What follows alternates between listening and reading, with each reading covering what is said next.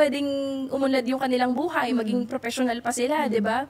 At yun yung nagagawa ng edukasyon, no? At tingin ko maraming lost opportunity sa mga batang ito. Huwag kalimutang mag-like, follow, and subscribe upang manatiling updated sa iba't ibang kwento ng Kayot.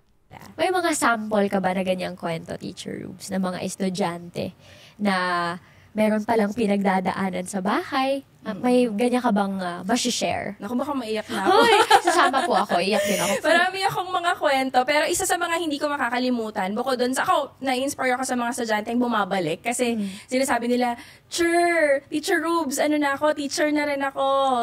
Filipino rin yung pinili kong major, no? O kaya meron akong estudyante, nauna pa sa akin maging doktor, di ba? Pero nakakatuwa yun kasi na-inspire ko sila.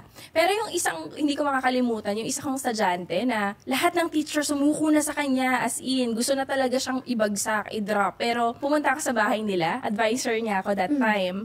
So pumunta ako sa bahay nila para alamin ko bakit nga ba ayaw pumasok nitong batang to. Pagpunta ko sa bahay nila, wala siya. At sinabi ng nanay niya na nagtatrabaho siya. Kailangan may magtrabaho pa sa kanilang pamilya. 7 silang magkakapatid. Yung tatay niya, pa-extra-extra lang. At siya kailangan niyang mag-construction worker. Na wala pa siya 18 years old, 15 years old pa lang siya. Pero kailangan kumita ng pamilya nila, no? Maraming kwento, no? Meron pa akong mga estudyante na kaya inaantok sa klase kasi kailangan nilang magtrabaho, magda-tricycle driver, magtitinda sa palengke. At yun yung, kumbaga, isa sa mga nagpapalakas din sa akin bilang teacher. Kasi imagine, pag nakatapos sila ng pag-aaral, pwedeng umunlad yung kanilang buhay, maging professional pa sila, 'di ba? At yun yung nagagawa ng edukasyon, no? At tingin ko maraming lost opportunity sa mga batang ito dahil hindi sila nasusuportahan ng ating gobyerno.